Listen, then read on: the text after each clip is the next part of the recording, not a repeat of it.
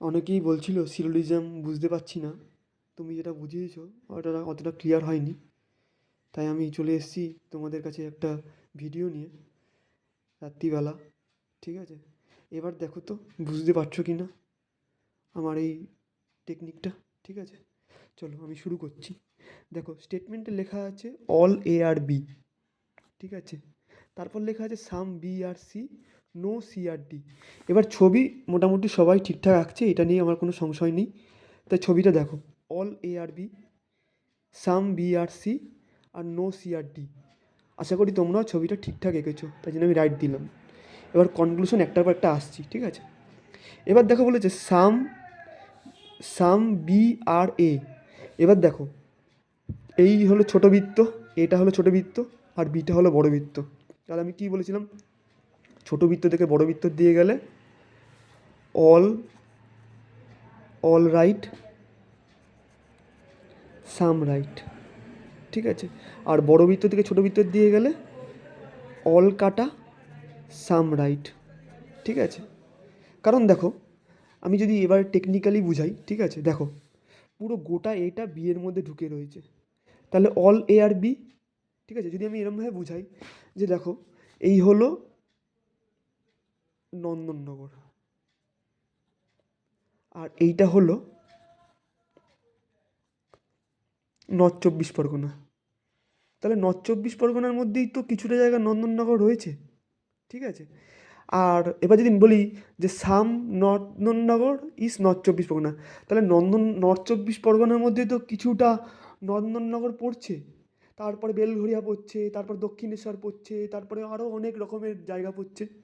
কিন্তু গোটা নন্দননগরটা তো নর্থ চব্বিশ পরগনার মধ্যে পড়ছে। গোটা নন্দননগরটা তো নর্থ চব্বিশ পরগনার মধ্যে পড়ছে, কিন্তু পুরো নর্থ চব্বিশ পরগনা তো নন্দননগর নয়। কারণ আমরা বেলঘরিয়া মানুষ, আমরাও তো নর্থ চব্বিশ পরগনার মধ্যেই রয়েছি, আমরা তো নন্দননগরের মধ্যে নই। তাহলে কিছু নন্দননগর, কিছু নর্থ চব্বিশ পরগনা, তাহলে দেখো গোটা নন্দননগর হলো নর্থ চব্বিশ পরগনা। তাহলে অল নন্দননগর নর্থ চব্বিশ পরগনা, ঠিক আছে। আবার সাম নন্দননগর নর্থ চব্বিশ পরগনা, এটাও ঠিক আছে। কিন্তু সাম নর্থ চব্বিশ পরগনা আর নন্দননগর, ঠিক তো? কারণ গোটা নন্দননগর যদি বলি নর্থ চব্বিশ পরগনার মধ্যে, তাহলে যদি কিছুটা ধর নন্দননগরে এটা পাড়া ধরলাম, সেটাও তো নর্থ চব্বিশ পরগনার মধ্যে পড়বে। গোটা নন্দননগরটা যদি নর্থ চব্বিশ পরগনার মধ্যে পড়ে, তাহলে নর্থ চব্বিশ পরগনা নন্দননগরের মধ্যে তো একটা পাড়া ধরলাম বালক সংঘ ক্লাব।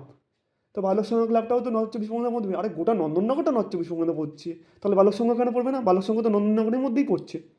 তাহলে নর্থ চব্বিশ পরগনা দেখো, কিছু কিছু জায়গা নর্থ চব্বিশ, কিছু কিছু জায়গাটা নন্দননগর আছে, আবার কিছু জায়গা বেলঘরিয়া আছে, কিছু জায়গা আগরপাড়া আছে, এরকম অনেক অনেক জায়গা আছে।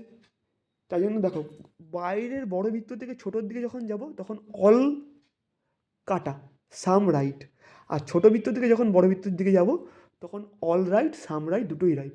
এবার এটা এত টেকনিক্যালি বোঝার জন্য আমি একটু শর্টকাট ট্রিক্স বানিয়েছি। ঠিক আছে, এবার আমি আসি কনক্লুশনে, বেশি কথা না বাড়িয়ে চলে আসি কনক্লুশনে। সাম বি আর এ, হ্যাঁ, বড় বৃত্ত থেকে ছোটো বৃত্তের দিকে যাচ্ছি, তাহলে সাম তো রাইট, অল কাটা, তাহলে তো এটা ঠিক আছে, একদম ঠিক আছে। এবার হচ্ছে অল এ আর সি। এ এখানে বেলগড় স্টেশন, আর সি হচ্ছে শিয়ালদা। কত ডিস্টেন্স! এর সাথে সি এর কোনো সম্পর্কই নেই, এর সাথে বি এর সম্পর্ক, বি এর সাথে সি এর সম্পর্ক, কিন্তু এর সাথে সি এর কোনো ডাইরেক্ট সম্পর্ক দেখতে পাচ্ছ? তখন বলুন না আমি ছবি দেখতে পাচ্ছিই না, তাহলে কাটা দিয়ে দাও, কোনো অসুবিধা নেই। এইবার দেখো, আমি আগে পজিটিভ স্টেটমেন্টগুলো করবো, কেন নেগেটিভ স্টেটমেন্টগুলোই করতে আমাদের একটু অসুবিধা হয়। ঠিক আছে, অল এ আর ডি, আরে এ কোথায় আর ডি কোথায়? হাট, দূর, এ বেলঘরিয়া, এ হলো দার্জিলিং, অনেক দূর, অনেকটা রাস্তা। তাহলে এটা কাটা। তাহলে আমি খুব সুন্দরভাবে পজিটিভ স্টেটমেন্টগুলো করে ফেলতে পারছি, করতে পারছি না নেগেটিভ স্টেটমেন্টগুলো। এবার চলে আসি নেগেটিভ স্টেটমেন্ট। দেখো, নো কনক্লুশন থাকলে তার ট্রিক্স কী? প্রথমে নো কনক্লুশনে নেগেটিভটাকে আমি পজিটিভ করব। তাহলে আমি বুঝতে পারলাম না নেগেটিভটাকে কীভাবে পজিটিভ করব। তাহলে চিন্তা করছো কেন? নিচে লেখা আছে নো এ আর বি, অর্থাৎ যদি কনক্লুশনে নো এ আর বি লিখে যায় তাহলে আমি কী করব? এটাকে পজিটিভ চেঞ্জ করব কী করে? আরে এই তো নিচেই লেখা আছে যদি নো থাকে তাহলে সামে পরিবর্তন করব, তাহলে সাম এ আর বি, তাহলে আমি এটা কি রিয়েল কনক্লুশন দিয়েছে, এবার আমি পরিবর্তন করেছি মনে মনে। তাহলে মনে মনে যদি আমি কিছু কাজ করে থাকি সেটাকে তাহলে ইমাজিনারি বললে কি খুব দোষ হবে? একদমই না। তাহলে সাম এ আর নট বিটাকে কীভাবে চেঞ্জ করবো? সবসময় তো নো বলে দেবে এমন তো কথা নেই। সাম আর নট দিয়েও বলে দেবে, সাম নট দিয়ে বলে দেবে, আর নো দিয়ে বলে দেবে। কারণ নেগেটিভে এই দুটো জিনিসই হয়, নো আর সাম নট। মানে একদমই না আর কিছুটা না, একদমই না মানে পুরোটাই না আর কিছুটা না। তাহলে পুরোটাই নাটা যখন করছে তখন সামে পরিবর্তন করছে। কেন পুরো নাটা থেকে পজিটিভে তো পুরোপুরি চেঞ্জ করা যায় না, কিছুটা চেঞ্জ করা যায়, তাই সাম। আর একদমই কিছুটা নাকেও ওটাকে পুরোপুরি চেঞ্জ করা যায়, অল এ আর বি। এটা তোমাদের একটুখানি মনে রাখতে হবে, ঠিক আছে? আশা করি মনে রাখবে। এবার ইমাজিনারি বলেছে, তার মানে ইমাজিনারি যখনই বলবে তাহলে আমাকে ইমাজিনারি একটা ছবি ড্র করতে হবে। সেটা কেমন করে ড্র করব? তাহলে দেখো নো বি আর সি, ঠিক আছে? অর্থাৎ নো বি আর সি যদি বলে দেয় তাহলে আমি কি করব? সাম বি আর সি করবো। তাহলে আমি এখানে চেঞ্জ করে ইমাজিনারি কি করলাম? সাম বি আর সি। এমা সাম বি আর সি তো আছেই, ইমাজিনারি আর আঁকার দরকারই পড়ে না। ইমাজিনারি কেন আঁকতে যাবো? তো ছবিতেই দেখা যাচ্ছে সাম বি আর সি। তার মানে ইমাজিনারিতে রাইট, রিয়েলে তাহলে কাটা। আমি তো বলেইছি ইমাজিনারি যদি রাইট হয়ে যায় তাহলে রিয়েলে কাটা। চলো এবার নেক্সট চাই, নো ডিআরসি। নো ডিআরসি তাহলে সাম ডিআরসি, কারণ আমি তোমাদের বলেই দিয়েছি নোটাকে চেঞ্জ করবে সাম দিয়ে। তাহলে আমি একটুখানি লিখি না এখানটা ইমাজিনারিটা, সুবিধা হবে তাহলে। সাম ডিআরসি। তাহলে এবার তো আমাকে একটু ইমাজিনারি ছবি আঁকতে হবে।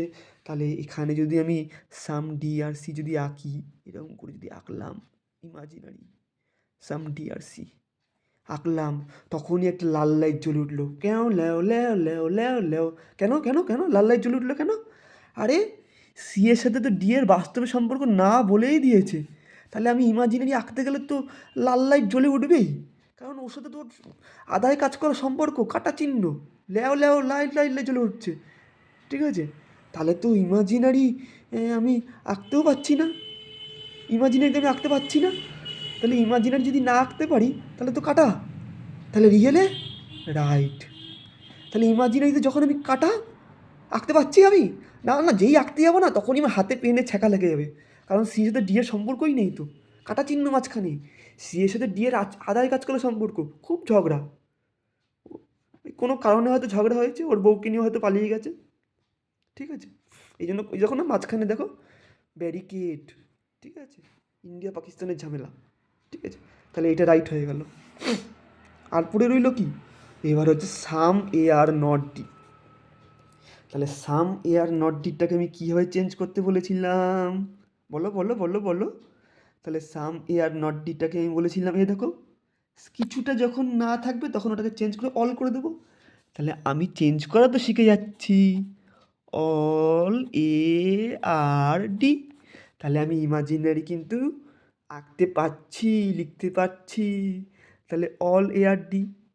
তাহলে আমি ইমাজিনারি আঁকি না একটু ছোট্ট করে, এখানটায় অল এ আর ডি। এই অলটাকে ঢুকাতে হবে না? তাহলে এরকম করে ছোট্ট করে এটাকে এখানে ঢুকাই।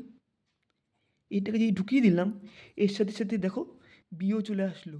ও মা, এ আসবে বি আসবে না? মা দুর্গার সাথে যেমন লক্ষ্মী সরস্বতী আসে তেমন আসবে এখানে মা দুর্গার সাথে লক্ষ্মী সরস্বতী। এবার যেই বি আসছে এবার সিও ঢুকে যাচ্ছে, ঠিক আছে? ঢুকে গেল। তাহলে দেখো আমি যদি এটা যদি ইমাজিনারি আঁকি তাহলে বিও চলে আসছে সিও চলে আসছে, কিন্তু দেখো বাস্তবে সি এর সাথে ডি এর সম্পর্ক নেই, কিন্তু সি এর সাথে তো ডি দূরেই আছে, অনেক দূরে আছে, দেখো অনেক দূরে আছে, কোনো ঝামেলা কিন্তু করা নেই।